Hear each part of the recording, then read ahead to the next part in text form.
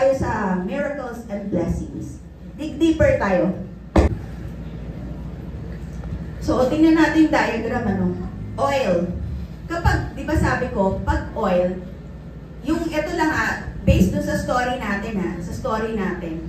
Kapag oil lang, na sinusumbulan natin dun sa story natin as blessing nila, walang pakinabang. Di ba may oil yung babae? Pero oil lang yun. Wala kang pakinabang nung time na yun Sabi nga niya, wala po Di ba? Hindi niya naiisip na magiging source of blessing pala niya yun. Pero, nung sinamahan ng Panginoon, naging blessing. In-offer niya sa Panginoon, naging blessing. So, anong gusto ko matutunan natin dito? Huwag tayong habol ng blessing lang. Ano mo yun, trabaho lang ng trabaho para magkaroon ng pera. Oil lang yan. Trabaho ng trabaho para magkaroon ng bahay at lupa. Blessing yun Tama? Trabaho ng trabaho para mabili yung mga gusto. Trabaho ng trabaho para makatravel dito, makapunta dito. Kung tutuusin, dito sa lupa, may pakinabang pero take note, temporary lang yan. Why? Kaya nga yung sabi nung oil ng babae di ba? Kung tutusin, mauubos yun Kung wala si Eliseo, pag ginamit nila yun, ngayon, ubos yun. O kaya hanggang bukas lang yun. Tama? Kung hindi siya lumapit kay Eliseo. So, ganun din sa atin. Yung mga pagpapala na yan, yes, talagang dito tayo sa ibabaw ng mundo. Kailangan natin ng material na blessing. Pero, kapag nag-focus ka lang sa mga material na blessing, tulad ng oil, ng balo, mauubos lang yan. Hindi yan magmumultiply. Hindi yan naabot ng hanggang-hanggang. Hindi yan naabot sa mga kaapu-apuhan mo. Ikaw lang ang makikinabang yan. Short-lived lang yung mga hinahabol natin. Pero, kapag yung blessing na yan, sinamahan ng pagpapala ng Panginoon, mag-overflow yan. Hindi yan titigil. Na ibig sabihin, yung oil plus God, will of God, yung oil habang sumusunod tayo sa kalooban ng Panginoon, mag-overflow yan. Yan ang tinatawag na ang tunay na blessing. Ang tunay na blessing ay yung galing sa Panginoon. Naalala yung story? Hindi nauubos yung oil. Galing kasi sa Panginoon yun. Mag-prosper ka, magiging successful ka dahil galing sa Panginoon. At paano naging galing sa Panginoon? Dahil may command si God, nag-obey ka. Nakuha? Ano yung ginawa ng babae? May command si Eliseo, nag-obey siya. So, galing sa Panginoon. May times kasi, kilos lang natin yun Tayo lang ang kumilos. Pero, oo, naging prosperous nga tayo dun, naging successful. Pero, hindi tayo sumunod sa Panginoon. Hindi totoong blessing yun. Ikaw lang yun. Kilos mo lang yun. Nagigets? Walang blessing kung hindi ka halo ang Panginoon sa ginagawa mo. Amen? Kasi nagkaroon lang ng word na blessing because God is involved in your life. Kaya blessing. Pero, what if you're doing anything in here na successful ka man, prosperous ka man, mayaman ka man, pero God is not involved in your life, hindi blessing yun. Okay? Nakukuha? Kaya pag nagpapatuto tayo, make sure, Diyos ba, anong ginawa mo para i-bless ka ng Panginoon? Okay? Anong ginawa mo para sa Panginoon? Anong command? Anong obedience ang ginawa mo para i-bless ka ng Panginoon? Amen? Tapos, ang masama dito yung oil plus Satan. Eto na yon. Marami, ito yung nangyayari ngayon sa mundo.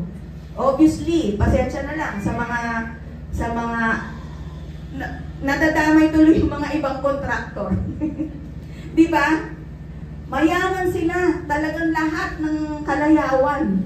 Pero, gumagawa pala sila ng masama. Ang dami na agrabyado nagnanakaw. Oil plus Satan yun. Okay? Material na bagay, kapartner naman nila ngayon, si Satan. Ang tawag doon, kahangalan. Nakuha? Kaya, nasaan ba tayo dito? Nasa oil lang ba tayo? O andun tayo sa oil, kasama natin ng Panginoon? O oil, kasama si Satan? Nagnanakaw, nangungupit, nangagrabyado, scammer. Pero mayaman ka. O kahangalan yun. Okay?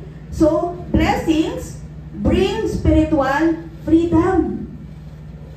Ang totoong pagpapalas, basahin natin sa Proverbs 10:22, no? The blessing of the Lord makes one rich, and He adds no sorrow with it. Ang indikasyon na galing sa Panginoon yan, walang sorrow. Malaya ka eh. Wala kang pag-aalala. Maluwag sa'yo, may joy ka. Marami, feeling nila, blessed sila, pero ay hindi makaalis ng bahay, hindi makalabas ng bahay. Bakit? Baka manakawan ako eh. Walang bantay yung bahay. Ay, walang bantay yung aso namin. Eh, di ba ano bang aso? Di ba bantay yan? Di ba? Yung wala kang kapayapaan, hindi ka makatulog, stress ka. Kapag nagiging successful ka, at the same time stress ka, hindi na yan galing sa Panginoon. Sarili mo na yan. Anong basis natin? Proverbs 10:22. Malalaman mo na lumalakad ka sa ayon sa kalooban ng Panginoon pagkabag may joy ka. Pansin mo, ang dalawang tao, pareho silang effort, pareho sila ng trabaho. Ako, personally sa akin, kunyari sa doktor, pareho kami ng trabaho. No? Ako ang dami kong ginagawa, siya rin maraming ginagawa. Pero stress siya. Ayoko na. Ang hirap maging adult, ang dami niyang reklamo. Pero sa akin, pareho lang kami ginagawa, pero ang saya ko. Why? Kasi kasama ko ang Panginoon. Ito, hindi niya kasama ang Panginoon. Nagkakaroon ng sorrow sa kanyang ginagawa. So, nakukuha ang difference? Kaya may tao, pareho lang kayo ng problema, pero isang taong to, tawa ng tawa. Pero ikaw, nagmumugmug.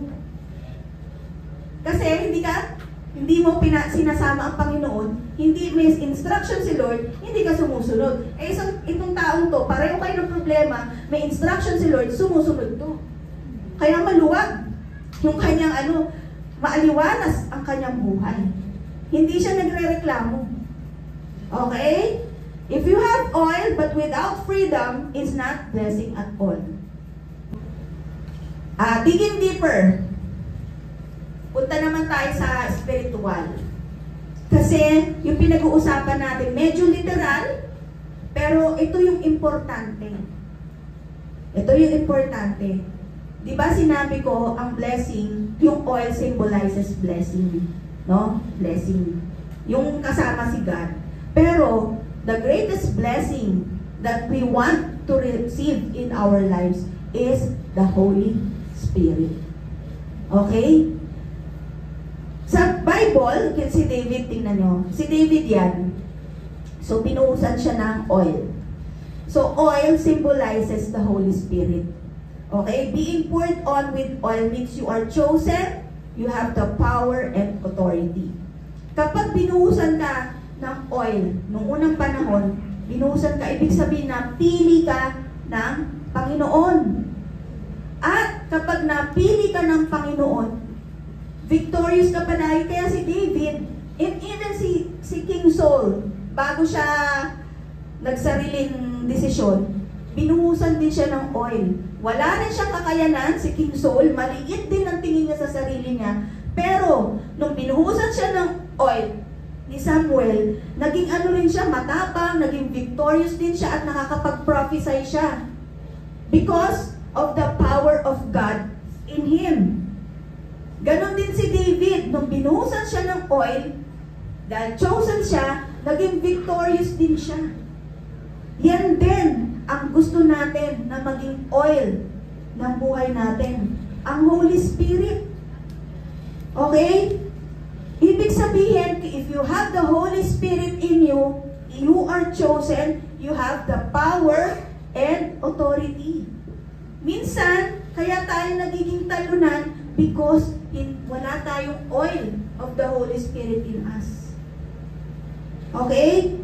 So, oil, the Holy Spirit, at sino yung vessel? Ano yung vessel na sinisimbolize dito? Nabubuhusan ng oil. Tayo yun. Okay? Tayo. As long as we are available, nandyan ka, available to be poured out with the Holy Spirit. Willing ka na mapunuan ka ng banal na Espiritu. Na ibig sabihin, ang banal na Espiritu ay God. Siya ang magkokontrol ng buhay mo. Magiging victorious ka, conqueror ka, overcomer ka. Yung joy na sinasabi natin kanina, nandun palagi if you have the Holy Spirit in you. Kaso, anong nangyayari? May times, tayo ang wala. Kulang tayo ng effort. Tayo yung vessel, tayo yung absent. Paano mabubuhos yung oil sa'yo? Absent ka eh. Wala ka. Amen? Di ba naalala nyo? Hanggat merong jar, nabubuhusan siya ng oil. Eh, ikaw na symbolizing the jar, yung banga, wala ka. Paano ka mapupunuan ng banal na Espiritu? At take note, ang banal na Espiritu, yan ang nagbibigay sa atin ng wisdom, ng guidance, nagka-counsel sa atin, nagre-remind sa atin kung sino ang Panginoong Jesucristo, nagre-remind sa atin ng lahat ng pinangaral ng Panginoong Jesucristo. Siya nagbibigay sa atin ng power and authority, victorious conqueror sa ating buhay. Bakit talunan tayo? Kasi tayo bilang banga, hindi tayo present. So, hindi tayo nabuhusan ng oil, ng kapangyarihan, ng banal na Espiritu. The blessing of oil must be continually poured out on you. You must be filled with the Holy Spirit all the time for your spiritual freedom. So, ano yung spiritual freedom na yan? Spiritual freedom sa pag-alala, spiritual freedom sa feeling depressed, sa anxiety, spiritual freedom sa lahat ng mga negative emotions, mga iniisip natin. Kasi alam niyo kung bakit minsan hindi tayo napupuno ng banal na Espiritu? Iba ang pumupuno sa atin. Di ba? Ayaw nating isurrender eh. Ayaw natin ibigay sa Panginoon. Ayaw natin na i-empty tayo ng Panginoon. Nang sa gayon, mapuno tayo ng kapangyarihan ng banal na Espiritu, ng oil of the Holy Spirit. Kape kami, ng mapait na kape. wala yata nagsabing hindi mapait. Nagkape kami, umiinom kami kape. Eh may royal. Gusto namin uminom ng royal. Eh kaso, hindi namin, wala kaming baso. Gagamitin namin yung baso na pinag-inuman ng kape. Eh, hindi namin malagyan ng royal kasi may kape pa. So, anong ginawa ng mga kasama namin? Pinilit nilang ubusin yung kape mapait. Di ba? Para maging empty. Para malagyan ng royal. So, ganun din sa atin. Okay? Kung gusto natin malagyan tayo ng bago, yung refreshing, yung mas masarap, makakaalis ng uhaw natin, yung matamis. Tanggalin natin yung mapapait na emotions natin, mapapait na past natin, yung mga mapapait na damdamin natin, mga iniisip natin, nang sa gayon, mapalitan ito ng bago. And the outpouring of the Holy Spirit stops, your anointing stops. Bakit matitigil? Kasi wala yung vessel. Mawawala din yung anointing. Wala namang mainit sa Panginoon na palaging nandyan at nagpapapuno na nagiging talunan eh. Wala. Palaging, kahit naghihirap yan, victorious yan. Hindi siya apektado. At ang pagiging victorious hindi lang sa mga material na bagay. Ang pagiging victorious, kaya mong harapin ng tama. With, yung may joy ka sa puso mo. Yun ang pagiging victorious eh. Marami namang mayaman eh. Marami namang tagumpay eh. Pero, nagpapakamatay. Why? Alipin siya ni Satan. Diba? Pero marami namang Kakaunti lang ang meron sila, pero malaya, masaya, kayang tumawa, walang takot. Kahit kunin siya ni Lord anytime, okay siya. Sino dito gustong kunin na ni Lord? Dahil malaya naman siya. Yan. Kilala niya, nakita niya sa Facebook. Si Engineer, ano pangalan? Daniel Villamor Quisaot. Para siya si Joseph. Joseph the Dreamer. Ito yung, kung naalaman niyo yung story niya. Ito, engineering, tapos, last sem na lang niya. Pero, napagpintangan, nag-break, kasi ito sa mga music team, sabi, ay, share ko nga ito sa music team. Music team siya. Nagigitar siya. Tama ba? Nagigitar siya. Tapos sa school, nagka-girlfriend siya. Nalaman ng pastor nila na may girlfriend pala siya. Pinapili siya. So, mag-on sila ng girl. Schoolmate din niya na matalino, engineer din. Nag-aaral din ng engineer. Uy, dami engineer ito. Nag-aaral din ng engineer. Tapos, pinapili siya ng pastor niya. Ano? Mag-girlfriend ka ba o mag-ministry? Mahal niya yung girlfriend niya. Mag-girlfriend. O sige, kung mag-girlfriend ka, you step down. Huwag ka mag-ministry. Sabi gano'n ng pastor. So, tinanggap niya. So, talagang kahit sa ibang church talaga, bawal talaga. Kung mag-ministry ka, nag-aaral ka, tapos mag-girlfriend, boyfriend, bawal talaga yun. Why? Kasi maraming masisira. Okay? So, pinili niya girlfriend. Pinili back niyang ministry. Pero eventually, nung hindi siya talaga mapakali. Kasi calling niya talaga yun eh. Since elementary, nasa music ministry na siya. Tapos bigla na niyang bibitawan. So, ang ginawa niya, true story to recently lang to So, ang ginawa, na siya, na burden siya.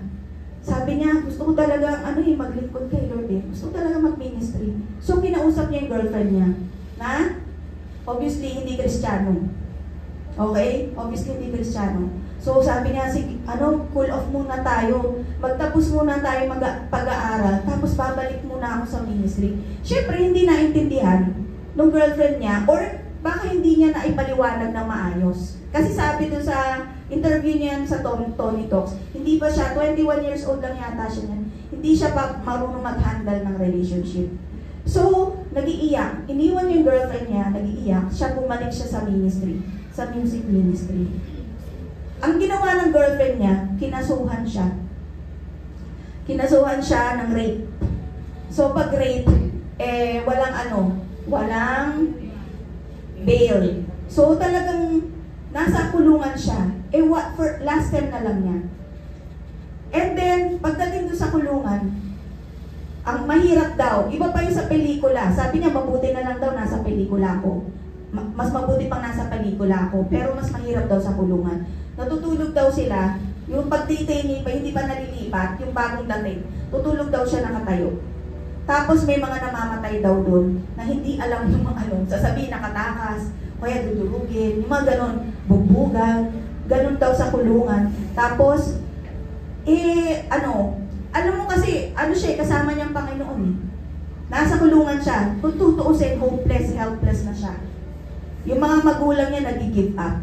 Nung una, feeling depressed siya na i-give up niya kasi matalino siya eh. Tapos last time na lang niya. So, tinatanggap na lang niya sana, pero may nag-encourage sa kanya. Yung mga schoolmate niya, yung professor niya, nag-encourage niya ituloy. Alam niyo, nag-aral siya sa loob ng kulungan. Panoorin niyo na lang yung video niya, yung interview niya. Yung oil, ano yung oil na meron siya? May talino siya. Nakakapag-isip pa siya. Kaya niya magsulat. Kaya niya magbasa. Buhay pa siya. Yun yung oil niya. At ginamit niya yung sarili niyang, siya mismo ang vessel. Yung sarili niya. Hindi siya nag-give up. Talagang nag-aral siya, kamay, tapos papadala niya yung assignment, ilalabas sa kulungan. Tapos ang thesis niya, yung sa kulungan din. Nakagraduate siya. Sabi pa nga ng mga professor niya, hoy, galingan niyo sa loob ng sa school ha. Galingan niyo. Baka mamaya maunahan pa kayo graduate nung nasa kulungan. So nakuha nyo yung story dito na kung ano yung meron ka hanggat buhay ka, may pag-asa. Eto, totoo lang, parang wala na, nasa kulungan. Sino ba naman makakapagtapos ng pag-aaral tapos nasa loob ka ng kulungan? Di ba wala? Only God can make you able. Only God can give you hope. Kung hindi siya nakaasa sa Panginoon, mag-give up siya. And sa totoo lang, sa loob ng kulungan, ang daming selda daw, ng 35 na selda, nagsishare siya ng Word of God doon. Doon siya ginamit ng Panginoon. Tapos sabi ni Daniel, Lord, yan lang naman pala ang gusto mo, mag-share ako sa kulungan. Bakit naman hinayaan mo pa akong makulong? Diba? Pero ano yung sabi ni Tony? Inalaw ni God na makulong siya, na maghirap siya, para mas madaling makarelate yung mga tao sa kanya. Na sa kanyang sitwasyon, humingi siya ng pag-asa sa Panginoon at napangyari yun. So sila, sa kapareho niyang sitwasyon, may pag-asa din. Diba? Pwede, kahit tayo, anytime pwede tayo mag-share Pero, mas effective yung nandun siya, kapareho ng mga nasa kulungan, na naghihirap, kung ano yung dinadanas ng mga nakakulong, dinadanas din niya. Pero ang difference, may Diyos siya. Nakuha nyo? Oil plus God. Ang difference, may Diyos siya. Kaya umapaw yung blessing sa kanya at ang dami pa niyang lisensya. 1, 2, 3, 4. And ngayon, boss na siya, nag-master's degree. Yung minsan may maglalapit sa kanya na electrician, kasi electrical engineer siya, electrician. Oh, sabi na, alala mo pa ba ako? Sino ka ba? Ako yung kasama mo sa kulungan. Nakalabas na rin sila at may trabaho na rin sila. Amen? So, hindi lahat ng pangit sa buhay natin ay totoong pangit. Minsan, kailangan mo lang pagdaanan at, gaya nga sinabi ni Pastora ko, pagtagumpayan. Amen? So, music team, yung lay down. So, sa umagang ito, as we sing, isipin natin, ano yung gusto natin i-surrender sa Panginoon? Ano yung mga pumupuno sa puso natin na hindi makakilos-kilos ang Panginoon sa buhay natin? Lahat yan, kailangan tanggalin natin. And the Lord wants to put His oil on you right now. Sinong gusto ng oil sa kanyang buhay? Ng banal na spirito sa kanyang buhay?